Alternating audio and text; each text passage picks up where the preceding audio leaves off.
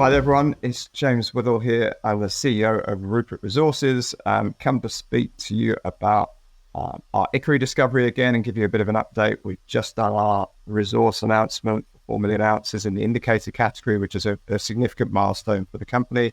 And back to you, Matthew, and happy to answer some questions. James, good to see you. It's been a while. Obviously good news on the mineral resource update, 4 million ounces indicated. What does it mean? I guess the main, what does it really mean? Because people say, a year ago the number was similar, but the key thing is now is this is the basis on which we go forward and do our engineering studies. It's what you can convert to a reserves, which is what you can then effectively eventually becomes your bankable feasibility study. So it was an important milestone, and I set the milestone for the team to achieve a 4 million ounces or higher number.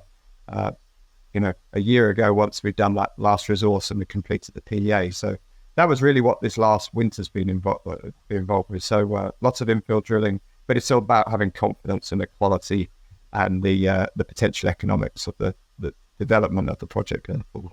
Right, and how's that breakdown? Because you've kind of got the open pit component, you've got the underground component, grades roughly the same. So in terms of the economics, what's the goal for you in terms of that message to market in terms of what this could be? Yeah, so I'll use a couple of slides and we'll go through that. So I guess the real message is obviously just the pure quality of it, regardless of open pit, underground. Overall, it, as I've said in many of these interviews, Matthew, it's just about the quality of this compared to other gold deposits. Ikkari is a very, very different project. So, but I won't just talk to that. I'll go through a few slides to demonstrate that. So just a bit of a recap. We've spent so far about just under $20 an indicated resource ounce, so pretty good number in terms of expenditure to get to this point. And we'll go into the different ways about unlocking that value and trying to, recover this, $400, $500 an ounce value in the future. But let's just go to the resources itself. There's a slide in terms of where the resources are. So just on here, the open pit resource is about 2.65 million ounces. So I'll highlight that up here. And the underground was 1.4 million ounces. The grade is about 2.2 grams. And the grades come down slightly actually from the last resource. So people are comparing one against the other, just so you understand that. It's because the inferred resources that we converted in came across at a slightly lower grade, but that brought down the average a little bit. But the key thing for this resource, and people might not be familiar with these curves, but basically the amount of ounces that we have doesn't really vary that much as you change the cut-off grades, which are the costs. So there's still 3.8 million ounces at 2.5 grams. So that, again, these are the characteristics that make it quite an exceptional deposit. Right, but just help me understand the economics, or where the economics could go, and therefore how you come at this thing with the PFS. Is around 2 grams per ton open pit. Okay, economic. I understand that. When you move to underground, it's going to be, one presumes the costs go up a little bit. So how do you kind of plan this? You've presumably got guys on the team who've been there and done it before at this stage. So how are they looking at the work that you're doing? What's kind of important for us as investors to focus in on? Okay, so I guess going to use a couple of slides to do that and actually compare it to some other deposits as well. So this image is a nice image on the right-hand side, which is basically looking along the Ikkari deposit. So your average gold deposit is usually made up of lots of sort of narrow 5 meter wide, maybe 10 meter wide structures. Just looking at the scale here, we're up to 200 meters wide here, if in some cases wider. And so, what does that really mean, though, to the economics of the open pit? The underground, I guess, on the left-hand side here is a way of looking at gold deposits for your investors to compare apples with apples or apples and oranges, ultimately. So your average gold deposit that makes a reasonable return has about 4,000 ounces of vertical meter. So take someone's resource, just divide it by the depth it's over, and that will be a number ounce vertical meter. So basically, as you keep on digging the hole in the ground, how many ounces you'll recover. So that's your average one. If you look at the Ikkari project, we don't get down to average until 450 meters below surface, almost over 400 meters below surface. And beyond that, we really have very little drilling in this area here still. We've got more to do. But check out the actual, the open pit and the core of this deposit that we drilled so far. We're up at almost 10,000 to vertical meter. I think it averages 8,000 to the vertical meter. So that's the differentiator, and that's what drives the economics. You just a lot more gold. And even at 2 grams in the underground, people say, oh, that's quite low grade. But actually, if you just check out the width of this underground here, it is phenomenal. You're in the order of 100 meter widths when you're underneath the pit. So what does that really mean to the investor? It's just a lot more efficient, cost efficient to mine that. You're not mining a lot of waste, developing a lot of waste. You don't have to keep on putting more capital in to develop the project. So that gives you a bit of an idea. And then if it's all right, I'm just going to do a comparison with some well-known projects in the sector. One, obviously, Great Bear, which was bought by Kinross for $1.5 billion US. Hemi, which is De Grey Mining, which is valued at about $1.5 billion. And Ikkari, obviously, on the right-hand side. So, all spectacular discoveries. I'm not going to take anything away from the others. But just look at, first off, Great Bear and ourselves, about 8,000 ounces of vertical meter. But the difference is, even between those two deposits, similar sizes at the moment, that's over 1.7 kilometers, which a lot of people think, oh, that's a great thing. It's more and more width, and they get quite excited about lots of strike. But I prefer mine because I'm only over 800 meters. So what does that really mean? It's a smaller development, less environment impact, less stripping ratio. All those things get implied straight away. And so you get more than twice the amount of gold, per meter of ground that you cover, which is transformational when it comes to the actual drives of the economy. Now, Hemi is a different deposit. It's lots of open pits. So it has 6 different open pits. And so the average is about 4,500 to 6,000 ounces of vertical meter. But that's over 6 kilometers of strike. So you've got to develop a lot of ground, a lot of open pits, quite capital intensive. So all great deposits, but the key thing I want investors to understand that even great deposits aren't created equally. It's not just about who's got the most ounces. It's about, who can extract those most efficiently and pick the highest return from them. Right. Well, I'm kind of glad you went there because I think, some of the valuations pre-mining, can maybe, get ahead of people. I think the accusation around, I think Great Bear is like, how do you bring this together? How do you bring all of this together and demonstrate the economics? But I guess that's Kinross's problem. Shareholders have made out like bandits on that particular deal. Hemi too, like say, has got its own challenges here. So are you saying that in terms of the way that you look to drive the valuation is going to be around the setting up of a development company and moving into and make maybe someone else's challenge to make it a production company? Or do you think there's more exploration upside for you? Because the market has been quite hard to read for the last 3 years. I've been talking to various CEOs and it's like, no one's really got an idea of what the heck is going on out there. So how do you interpret the market? How do you interpret the way forward in terms of driving that valuation? Because you've kind of sort of sat like, well, I think moving sideways was the new win for the last couple of years. How do you kind of get that growth going again? Yeah, so I guess what we're trying to aim by this slide is just to show the potential, and obviously this is a project now that is of critical mass and scale that can be developed, and it as we showed in the PEA work.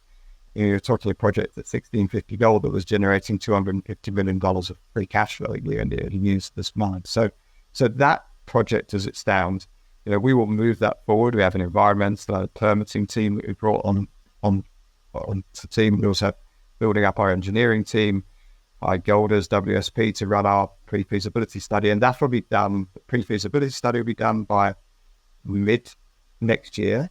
And the environmental permitting, the main body of all that research work, will hopefully be done by the end of next year.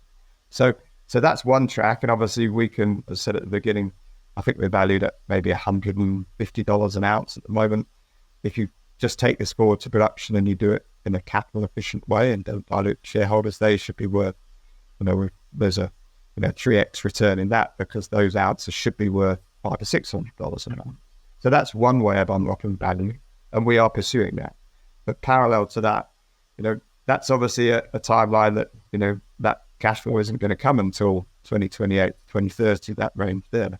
So how do we continue to show some value now, which I think is your key question. For the last 18 months, we've been very focused on just, proving that this asset is the quality, and so that we go forward lots of projects. And now it's time to turn the rig back to our exploration team back to doing exploration, finding the next Ikkari, doing that, extending Ikkari, looking at these satellites. So that's really the focus. So there's a couple of slides that I'll point to. This is Ikkari itself. It's basically drill constrained by the resource block model. Basically goes to the extent of the drilling. There's a good example there with the last hole on the section as mineralization, same at depth. So there's the potential to grow, to extend Ikkari itself, certainly in this western portion and at depth. So we'll allocate some resources to that.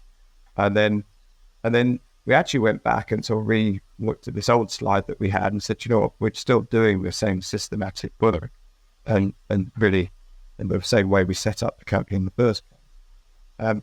So we've got some regional targets that we're working on. This is some new gold targets, brand new areas that we haven't worked yet. We've done a little bit of geophysics, some of these early stage work, so that's quite exciting. We have some base metals areas to the east of our project, which we hold, and that, we're next to the, some of the biggest discovery in Europe, Sakati, and the biggest base metal mine in Europe, Kavitsa operation. So that's there, but that's again a smaller portion of the allocation of capital. But I guess what we want to do is remind investors that Ikkari was our sixth discovery. We've now made in this 12-kilometer image that you can see here, I think there's the order of 9 discoveries, maybe 10 actually, along this belt. And 4 years ago, there was nothing on this picture at all, not one drill. So, it's been transformed already. We have some smaller out resources on things like Hemi Central. We haven't put a resource out on Hemi South, and nor has B2 Gold put one out on Hemi. But we're all, 80% of all the holes we drill in this image intersect mineralization. And if I look at more of the sort of concentrated image, which we're going to zoom into in a minute, you're probably well above 90%. But really, there's still a huge lack of drilling that's being done. So I guess why this is where we look to add more value ultimately, and you'll see us. Well, I'm not going to talk that's too technical, but even right next to the Ikkari deposit here, there was Ikkari. We still haven't done a lot of drilling here, which is one of the most prospective areas. Why haven't we done it? Too focused on Ikkari ultimately. It's also in a wet area, quite swampy, so we can only do that in the winter. But we are drilling that now, and this next 6 months is, for us, it's really back to the exciting time of doing that drilling, creating more value, hopefully making more discoveries, it's going to be an interesting time. And our neighbours at B2 Gold are also exploring on their side, which is overall gives the opportunity to see what the potential of this is over this coming winter. Right. And long answer, sorry, Matthew.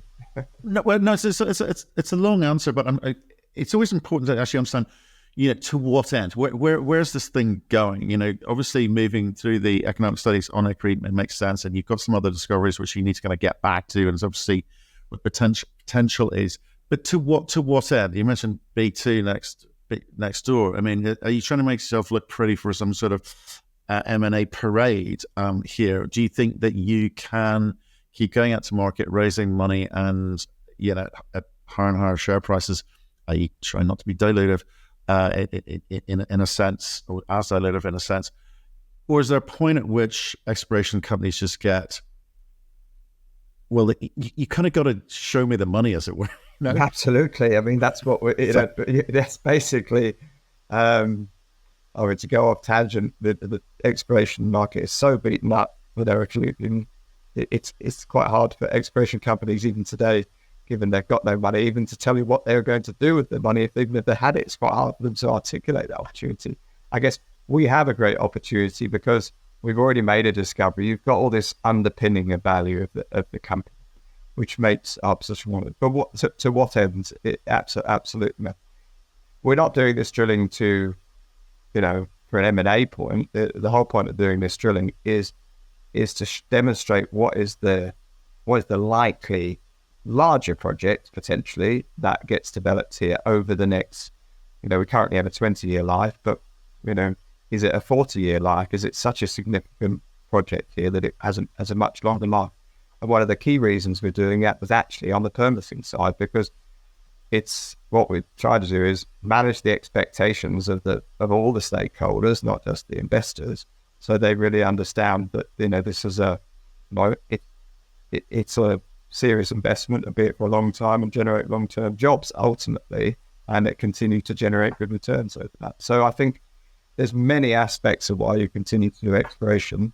There's all those aspects I just discussed, but there's also, given success, it significantly changes the capital structure, really, the company going forward. Currently, we assume if we found nothing else, we might have, 270, 300 million shares out when we get into production, because you've got to put that forward. But if you make a discovery over the next couple of years, you might transform that because you can raise money at a higher share price and your dilution is less. So you get into production with 240, 250 million shares out. That is transformative to shareholders' equity in the valuation. Well, I think it has been historically, but let's say I've had so many conversations with CEOs trying to work out how to read the market and what is being valued, what's not being valued in a risk-off environment, which we all understand the reasons why.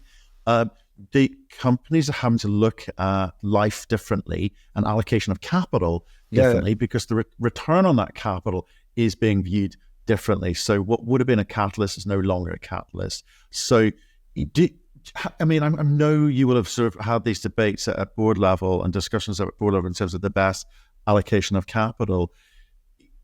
Do you feel I know you've got a really clear strategy, or we've always talked about a very clear strategy. Do you feel that's had to just be a little bit more agile and nimble now, or do you think it still holds true? I mean, what are those discussions like? I think it still holds true because I think you just have to you have to be prepared to be a bit dynamic and change. I think the advantage for us as a company, we're still only 35 people, 36 people in the company. So when we're making exploration decisions and deciding what we're going to do next, allocate the money, we can be very dynamic about this. We do not say, right, we have $15 to $20 million of drilling in the budget for the year, but we don't have to spend that. It's success led. It's not like I tell guys, well, you can just go and drill, come back to me a year later and tell me what you found. It's a lot more dynamic, that process, and you do have to, in the current market, you feel to that. But I guess your sort of question, is even that relevant? I think it is relevant as long as you don't start drilling for drilling's sake and just drilling gold for drilling for its sake, or and that's an easy trap to get into. The market of just, the old market, maybe where you could feed some good drill results and hopefully use that to raise more money. I'm not sure that exists, Matthew. I think that is a tough. I mean, I think that's a really tough gig for the exploration industry to go at. And I'm not sure whether there's even a market that wants to invest in that product these days. So for us, it's about differentiating ourselves from that. Obviously, we can do that by having made the discovery so far. We have a balance sheet of $54 million in August. We've still got a vast portion of that, so we're well funded. We're not going into a strong gold market thinking, right, the first thing we've got to do is raise money so then we can drill. Those kind of things. You just constantly try to differentiate yourself or make yourself more investable than the others. And people will always potentially want to invest in quality over just other projects in the farming space. And I think the biggest pressure now, as I see it on the industry, is that whole point: is this a worthwhile development? Is it going to be able to pay for its environmental, offset the environmental effects it does have? Does it have an overall positive impact? And unfortunately, lots of small projects just don't have that. And I think or small or lower economic projects don't have that. And I think that's the challenge investors are finding. Yeah, look, I'd agree with you that investors should be going for quality, and almost, I sometimes have to think really hard when people use the phrase de-risk project, whether people actually understand what that means.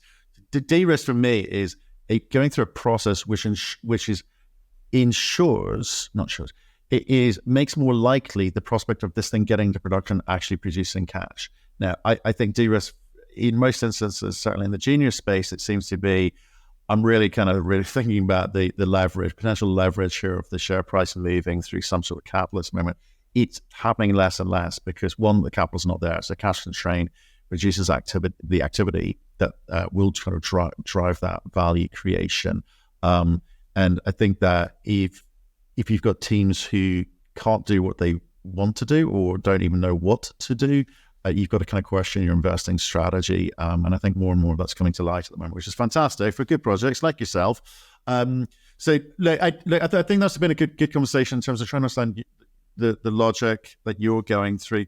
Is there a kind of plan B if the market kind of continues as it? Do you're not cash constrained. You've got cash in the bank. You seem to be able to access capital as well. So do you need a plan B? Should this market carry on as is? You mean carry on negatively or positively, Matthew? It's a bit more positive this last 8 days, but I'm not sure whether that's going to carry on. Okay, we had 3 good hours this week where gold moved. So I'm talking about sort of the general trend, which has been this kind of upward pressure in a cost environment for producers, and a little bit of movement on the gold price, but the margins are pretty much sort of staying the same. It's almost like it's being controlled as to how much gold producers can make. Do you believe that gold will move through the phases in 2024? Do you believe that the base cost levels are at, will stay the same or drop? I mean, how do you view the market next year, and therefore does that reflect in your thinking about how you plan? Okay, maybe just the first point. Do we have a sort of another plan? Yes, we always have another plan, which we are committed to doing some exploration this winter. But even after we've done that, we'll still have money in the bank. So, look, if the market is not appreciating either the sector or what we're doing, obviously there's another plan that says, we can hunker down, really focus on just accounting and engineering and get to production. So absolutely you can do that. And obviously, that's why we want to do that exploration now in this season, because, we want to make sure if there's any changes to that, we want changes to that development plan. We want to incorporate those before we submit all our environmental documents. So there's a structural reason or a project reason to keep on doing exploration now. But yes, we can obviously turn down the tap a bit and just make sure, we husband the capital and do that and be responsible about it. Absolutely. And I think, we speak to our shareholders and they're very supportive about the way we're going at the moment, but also you've got to adapt and survive, at least survive these markets if they go the other way. On to your other question about gold and costs. I think, look, we saw huge cost inflation, didn't we, in the industry, or significant cost inflation everywhere.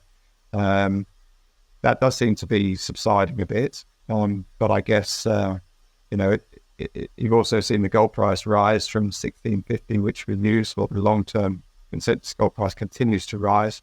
I remember November last year when we were about to release our PEA, the gold price dipped all the way down to 1650. Today we're sitting at 2050, and you wouldn't have expected that. That's actually a significant move, a $400 move in the gold price. And there has averaged for the year sort of 19, maybe it'll average 1950 for the whole year. So I guess whilst there's been inflation, there's been gold price movement to compensate, to be honest. And I've always, been in this gold investing on investing side in the industry for a long time. Gold holds its value relative to other currencies, and it tends to outperform other currencies and is ultimately your protection against inflation. What we have to do as an industry is make sure we are, managing the projects that we don't say, oh, I'll just go and mine that last marginal ounce every time, which is expensive. You just got to focus on where what are the really profitable parts of the business, because, just because, we can lower the cutoff grade and mine, get a few more ounces out of the deposit, but is that really the right thing to do? Or if you don't make any returns on those ounces, well, if that's a zero-sum game, you've mined all this material, done that, all you've done is lower your margin. So I think it's going to be interesting to see what happens. If the gold price moves up, you should have, companies are generating really strong cash on the operations side. They produce really, really good cash. But it's probably now what happens next. Are they good companies that are ex-growth, which is an issue, I think, for the sector? They not got other things to buy? Or are they good companies that are going to be able to now reinvest in their business and show a bit of a growth pipeline and do that, which makes them more attractive as well? So I think the next 6 months for us is interesting on exploration. For the market is incredibly interesting to see how the gold companies in potentially a higher gold price environment perform and how they present themselves as an investment. That's to say, interesting times, James. I appreciate your the update on what you guys are doing, and also that market overview as well. So stay in touch, good luck with the new drilling, and we'll speak to you soon. So thank you very much, Matthew. Cheers.